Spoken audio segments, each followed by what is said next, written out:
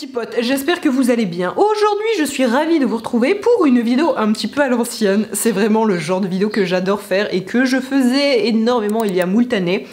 Aujourd'hui, je vais vous parler des choses que j'aurais aimé savoir avant, que j'aurais aimé comprendre avant, finalement des trucs que j'ai un petit peu appris à mes dépens. Les thématiques abordées vont vraiment s'adresser à tout le monde, hein, que vous ayez 20 ans, que vous en ayez 18 ou que, comme moi, vous ayez plus de 30 ans. C'est vraiment une vidéo qui va recouper plein de choses, donc si ça vous intéresse, je vous laisse avec la suite. Alors le premier conseil que j'ai noté, et celui-ci je pense qu'il est un petit peu universel et chez moi il est encore en cours d'acquisition. Je pense que c'est normal parce que c'est un petit peu le combat d'une vie d'arriver à se délester de cette idée-là, mais c'est de ne pas trop se soucier de ses complexes et surtout de ne pas attendre que par exemple on ait perdu 5 kilos pour commencer à vivre sa vie, ou alors de ne pas attendre de se dire bon je commencerai à vraiment kiffer quand j'aurai ce travail, ou alors je commencerai à kiffer quand j'aurai enfin déménagé, parce que la vie c'est maintenant et pas dans 6 mois. Moi je sais que aussi loin que je remonte, depuis que je suis enfant presque, ou en tout cas préadolescente, j'ai toujours eu des soucis avec mon poids. Je me suis jamais trouvée comme il fallait, jamais. Et parfois ça a été assez dramatique parce que je me trouvais complètement difforme et obèse, et j'emploie ce mot-là parce que c'est l'idée que j'avais dans ma tête. Alors que globalement, toute ma vie, mis à part à certains moments où effectivement j'avais quelques kilos en trop, ou parfois j'ai eu des fluctuations de poids, mais globalement, toute ma vie, j'ai eu un poids à peu près normal. Là, pour vous prendre un exemple, je me disais, là, j'oserais aller vers cette personne quand j'aurais perdu 5 kilos, quand j'aurais perdu 6 kilos. Et en fait, toute ma vie, ça a été ça. Mais vraiment, toute ma vie, à tel point que je me suis jamais laissée tranquille. Et même aujourd'hui, j'ai envie de vous dire que c'est encore le cas. Je peux vous prendre un exemple pas plus tard que ce matin. Quelqu'un m'a fait une proposition de photo. Et en soi, je suis super enjouée de l'idée. Mais je me suis dit, non, tu la feras le mois prochain. Entre temps, fais attention à ce que tu manges, perds un peu de poids. Et puis ensuite, voilà, tu feras les photos le mois prochain. Et en fait, tout le temps, ça a été ça. Tout le temps, ça a été ça pour moi. Et je pense que pas que pour moi. Donc là, je vous donne un conseil que j'ai encore du mal à appliquer. Mais on peut transposer ça, comme je vous l'ai dit, pour plein de choses. Certains, ça va être, bon, j'arriverai à vraiment être heureuse quand je serai en couple, par exemple. Ça, c'est une pensée qui est hyper fréquente. Mais en fait, non. Non, non, le bonheur, la vie, c'est maintenant. Et même si c'est difficile à appliquer, c'est maintenant. Puis deuxième conseil, celui-ci, c'est si votre conjoint, ou en tout cas la personne avec qui vous couchez, donc hein, ça dépend de comment vous définissez votre relation, vous rabaisse sur le plan de la sexualité sans se remettre en question, c'est mauvais signe. C'est quelque chose que j'ai rencontré alors peu de fois dans ma vie, mais ça m'est quand même arrivé. Parfois, l'intimité est un peu compliquée avec une personne. Pour plein de raisons, hein. C'est pas forcément de la faute de l'autre personne ni de la vôtre, parfois c'est juste un manque de compatibilité ou un manque de communication, et ça c'est extrêmement fréquent. Si la personne en face de vous vous rabaisse ou en tout cas ne se remet pas du tout en question, c'est mauvais signe. Là j'ai un exemple en tête. Je suis tombée sur des messages du gars que je voyais, enfin de mon copain de l'époque, des messages qu'il échangeait quelques mois plus tôt avec une autre fille, et cette fille, qui était beaucoup plus jeune que lui, en fait mettait les pieds dans le plat et lui disait écoute, j'ai remarqué que entre nous sexuellement il y a un petit problème, et est-ce que tu sais à quoi c'est dû? Et je me souviendrai toujours de sa réponse. Il lui a répondu de but en blanc, c'est parce que tu sais pas t'occuper de moi. Là c'est pas quelque chose qui me touchait en particulier, mais sans avoir eu besoin de coucher avec cette fille, je savais très bien que là le problème venait de lui, parce que je rencontrais certaines difficultés aussi, et encore une fois je le blâme pas à 100%, mais j'ai trouvé ça extrêmement difficile, enfin dur à lire pour cette fille que je connaissais pas, en me disant ben non frère, et surtout à aucun moment il se remet en question, vraiment c'est de ta faute. Si vous êtes avec une personne qui, plutôt que d'ouvrir le dialogue et de communiquer sur l'intimité directement, vous accuse sans même se poser de questions, parce qu'il y a, comme je vous l'ai dit, une multitude de choses qui peuvent faire en sorte que parfois ça fonctionne mal. Ce n'est pas forcément de votre ressort ni du ressort de la personne en face, mais si avant même de chercher à en parler, on vous dit oui mais toi tu fais pas ceci ou tu fais pas cela, clairement c'est mauvais signe. Et c'est d'ailleurs pour ça qu'aujourd'hui j'aimerais vous parler du site Bale Educated, qui est le sponsor de cette vidéo. Alors je ne sais pas du tout si vous connaissez cette plateforme, mais c'est une plateforme qui vous propose une centaine de cours sur l'intimité. Il s'agit vraiment d'une plateforme qui s'adresse à tout le monde, peu importe votre âge, peu importe votre sexe, peu importe votre orientation sexuelle, peu importe que vous soyez en couple, célibataire ou plutôt curieux. En fait, vous avez une multitude de cours en ligne avec parfois des tutos, ou alors avec aussi des articles qui parlent un peu plus de justement l'intimité, de la communication, du consentement, de comment amener certaines choses. Et si jamais c'est quelque chose qui vous intéresse, vous avez 24 heures d'essai gratuit et vous avez aussi 14 jours de satisfait ou remboursé. Donc si au bout de 14 jours ça ne vous convient pas, il vous suffit d'envoyer un email et vous n'êtes pas débité. Moi j'ai un code promo pour le le mois de mai, parce que si vous ne le saviez pas, le mois de mai est le mois officiel de la masturbation et pour le coup j'ai moins 60% sur l'abonnement avec mon code qui s'affiche juste ici. Et d'ailleurs je ne le précise pas, mais toutes les informations sont apportées avec bienveillance et avec inclusivité. C'est pas du tout un site glauque qui est là pour vous faire culpabiliser sur quoi que ce soit. Comme je vous l'ai dit, vraiment ça s'adresse à tout le monde et ça a une visée pédagogique. Donc bref, tout ça pour dire vous avez vraiment de quoi faire. Je vous mets de toute façon toutes les informations en barre d'infos si jamais vous voulez en savoir un peu plus, mais ça peut vraiment être super utile dans certaines situations. Puis le troisième conseil que j'ai noté, alors celui-ci ne s'adresse pas forcément à tout le monde, mais si vous êtes dans cette situation, vous allez très certainement vous reconnaître, mais c'est si la personne que tu vois en ce moment veut simplement coucher avec toi et ne pas s'engager, méfie-toi car tu risques de le regretter à un moment, entre parenthèses, sauf si vous aussi vous avez juste envie de vous amuser. Alors ça c'est une situation que j'ai connue, que beaucoup de gens ont connu, que mes amis connaissent. Je pense que c'est une situation qu'on peut connaître à plein de moments de notre vie, mais vraiment, soyez honnête sur vos intentions, dites-les dès le début, et si vous voyez que ça ne colle pas, alors je vous dirais pas forcément d'abandonner dans la seconde, parce que autour de moi, j'ai des histoires de personnes qui cherchaient pas forcément la même chose au début, puis finalement, au fil des semaines, elles se sont, comment dire, mis d'accord, et surtout, elles avaient envie de la même chose, de continuer ensemble, mais surtout mettez-vous une deadline. Je sais que dernièrement ça m'est arrivé et je me suis dit ok, si d'ici un mois le sujet n'est pas abordé, je l'aborderai et selon la réponse, eh bien je me barrerai ou je resterai. Et finalement, j'ai pas eu besoin d'attendre le un mois, mais c'est vraiment hyper important. Et je sais que ça m'est arrivé aussi, ça m'est arrivé plusieurs fois dans ma vie, où parfois j'ai respecté justement cette deadline, d'autres fois moins, et globalement à la fin je me suis quand même un peu cassé les dents. Après là aussi ce que je tiens à dire c'est que c'est normal de se casser les dents, hein, vraiment, mais ne prenez pas les choses trop à cœur, et vraiment si vous voyez que la personne en face ne veut absolument pas s'engager, alors que vous fondamentalement c'est ce que vous voulez, mettez-vous une deadline, et aussi j'insiste, ne vous mettez pas une deadline de 6 mois ou d'1 an. Encore une fois, c'est plus facile à dire qu'à faire, je suis d'accord. Quatrième conseil, et celui-ci je l'aime tout particulièrement, c'est tu n'as pas d'effort à faire pour être aimé. Et deux petits points, tu n'es pas censé vous trouver des points ou des goûts communs. Alors ça, c'est quelque chose que j'ai déjà fait quelques fois, que des personnes autour de moi ont déjà fait. Je vous prends un exemple tout bête. Imaginons que vous ayez des vues sur quelqu'un qui aime le ski. Ben là, comme par hasard, vous vous mettez à faire des stories sur le ski parce que vous adorez le ski, vous adorez les Alpes et vraiment le ski alpin, c'est votre dada. Alors qu'en vrai, pas tant que ça. Peut-être un peu, mais finalement pas du tout, ou à peine. Et ça, c'est pas quelque chose, alors je dirais pas que c'est malsain, on l'a tous déjà fait. Donc je ne blâme personne, mais je vous assure que pour être aimé, vous n'avez pas d'effort à faire. Bien évidemment, parfois ça peut nous arriver, on voit que la personne sur laquelle on a des vues adore, je vous dis n'importe quoi, adore les parfums, et là on se dit bah tiens, moi aussi je vais mettre à m'intéresser aux parfums parce que bah ça a l'air chouette et que de base déjà j'aime un peu ça. Vous voyez, ça c'est ok, mais en fait vous inventez des goûts ou alors vous calquez sur la personnalité de l'autre, ça ne fonctionne pas. Vous vous faites passer pour quelqu'un que vous n'êtes pas.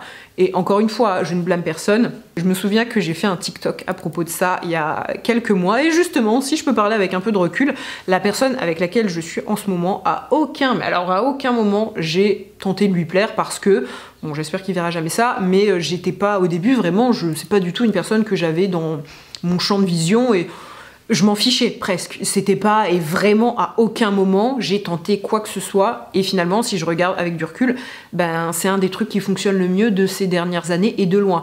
Pourtant, il y a plein d'autres histoires où j'ai essayé de combler un truc et de me dire ah bah tiens il adore ça, bah moi aussi je vais me mettre à adorer ça, peut-être que, mais en fait non, vraiment ça ne fonctionne pas comme ça. En fait une personne va pas tomber amoureuse de vous parce que oh mon dieu elle adore la mayonnaise, mais moi aussi j'adore la mayonnaise, mais vas-y marions-nous et ayons des enfants. Non, ça n'existe pas, vraiment ça n'existe pas. Donc arrêtez de vous inventer des goûts, ou alors arrêtez de les intensifier en vous disant peut-être que l'autre en face va se mettre à s'intéresser à moi ou alors à m'aimer. Non, ça ne fonctionne pas comme ça. Cinquième conseil, et celui-ci aussi je l'aime tout particulièrement, je vais arrêter de dire ça à chaque conseil, mais c'est il faut tout de suite parler d'argent en couple.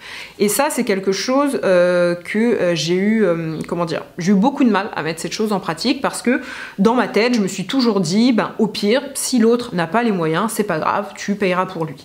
Et si je prends un exemple d'il y a des années où effectivement mon copain de l'époque avait un peu moins de sous, donc j'ai compensé. Je me souviens qu'on est parti en vacances, j'ai tout payé de A jusqu'à Z. Ça m'a coûté, genre, je crois la réservation m'a coûté 1700 €.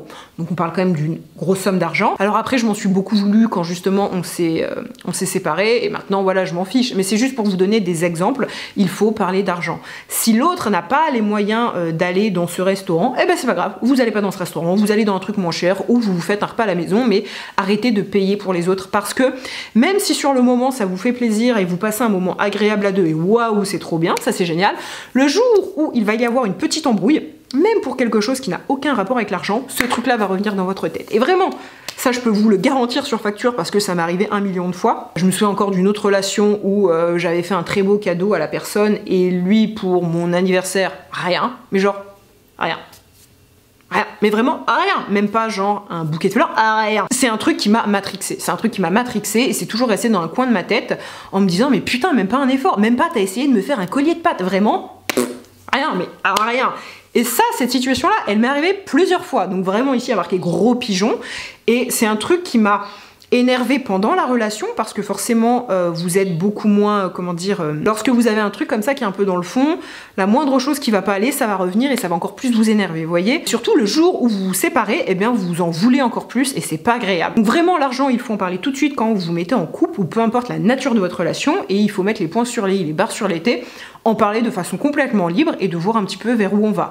Mais ne devenez pas un gros pigeon, comme j'ai déjà pu l'être, et je suis sûre que je ne suis pas la seule. Autre conseil, et celui-ci m'a particulièrement fait rire parce que la dernière fois j'ai entendu une phrase à propos de ça, et bon, je trouve ça très drôle, c'est le sexe ne garantit rien, c'est-à-dire qu'il ne vous garantit pas que l'autre va tomber amoureux, il ne vous garantit pas l'attachement ou le respect. Et ça, vraiment, c'est vrai, et c'est quelque chose que j'ai déjà pu penser, en me disant peut-être que si sexuellement ça se passe super bien entre nous, bah ça va se faire et qu'il va tomber fou amoureux de moi. Non, vraiment non. Mais alors non, je crois, et je crois que c'est Juliette Katz qui avait dit cette phrase une fois et je l'avais trouvée à mourir de rire. Elle disait mais il n'y a jamais aucun mec qui s'est dit oh wow, cette fille me suce trop bien, du coup je suis amoureux d'elle. Non, en fait, non. Et d'ailleurs, moi, un exemple que j'ai par rapport à ça, c'est que j'ai parfois été avec des mecs qui avaient fréquenté des filles avant moi. Pour certains, ils avaient été extrêmement amoureux de ces dernières. Et pour autant, je le sais de source sûre, ça se passait au niveau de l'intimité, ça se passait très mal.